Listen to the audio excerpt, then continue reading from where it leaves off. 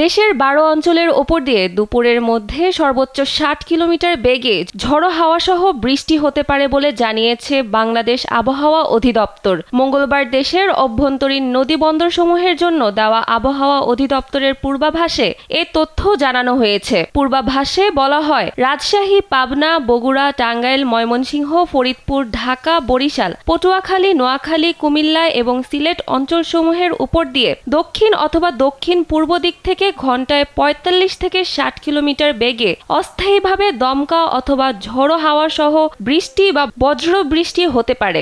এসব এলাকার নদীবন্দরগুলোকে ১ নম্বর সতর্ক সংকেত দেখাতে বলা হয়েছে। এদিকে বঙ্গোপসাগরে নিম্নচাপ তৈরি হয়েছে।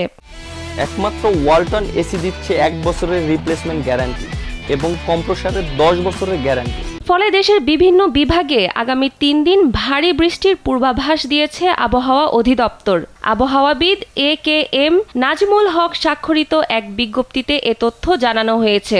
মঙ্গলবার ও বুধবার সন্ধ্যা ৬টা থেকে পরবর্তী ২৪ ঘন্টার আবহাওয়া পূর্বাভাসে বলা হয়েছে, রংপুর, ময়মনসিংহ, চট্টগ্রাম ও সিলেট বিভাগের অনেক জায়গায় এবং রাজশাহী ও ঢাকা বিভাগের কিছু কিছু জায়গায় এবং খুলনা ও বরিশাল বিভাগের ২-১ জায়গায় অস্থায়ীভাবে দমকা হাওয়া সহ হালকা থেকে মাঝারি ধরনের বৃষ্টি অথবা বজ্রসহ বৃষ্টি হতে পারে।